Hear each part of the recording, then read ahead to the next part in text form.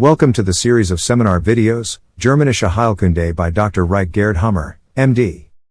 This seminar video is about the sensible biological special programs of the inner germ layer, the glandular tissue, in children.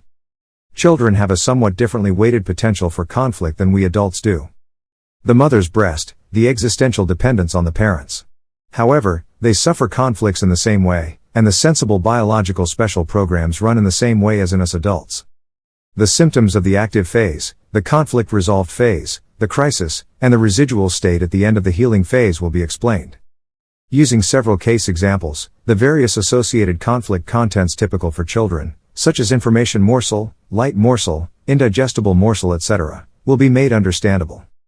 The objective is to correctly interpret symptoms such as allergies, appendicitis, cystic fibrosis, intestinal colic, middle ear, tonsils, and obesity.